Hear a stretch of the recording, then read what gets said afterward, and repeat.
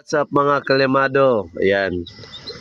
Pasilip ko sa iyo yung yung hen hatch natin dito lang. Yung palimlim. Ito yung mga hen hatch yo. Ayan. Except lang dito sa isang block.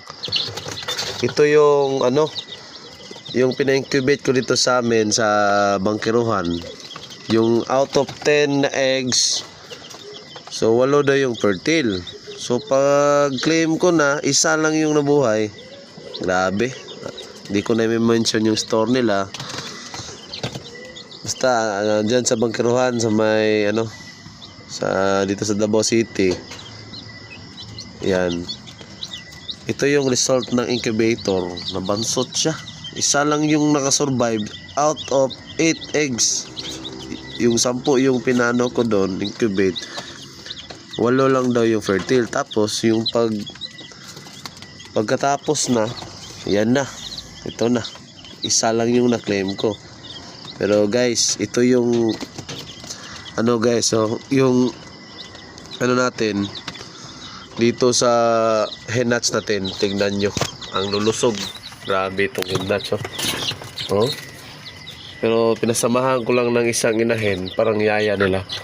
Oh, tingnan nyo yung head hatch guys, hindi siya bansot. Oh, malaki. Oh, tingnan nyo. Ang disadvantage na ng hen hatch guys, hindi lang talaga sila magsabay ng pisa. May gap na 3 days, 1 week, ganyan. Pero pag isasabay mo sila, yan, tingnan mo. Hen hatch lang yan, ha. Ayan, hen hatch yan. Malulusog talaga. Tapos, yung ko dito, idol, wala na kung yung diskarte ko talaga. Wala na kung Lysol. Karton lang, palitan ko lang every 2 days. Pero ito, kahapon, di ko pinalitan. Binaliktad ko lang. Tapos, yung ito, nakahang dapat. Para hindi maiputan. Oh. Nakahang. Tapos, ito, kahang din para hindi maiputan, no? Ito yung diskarte ko, idol, oh. Basta yung timing lang talaga, yung timing yung pagpakasta nyo ng hen para magsabay-sabay sila ng maglimlim at sabay din halos magpisaan. Ito yung disadvantage ng incubator ko na pin-incubate talaga, oh. Bukas out ko to, ikala natin to mga idol, hindi siya maganda, oh.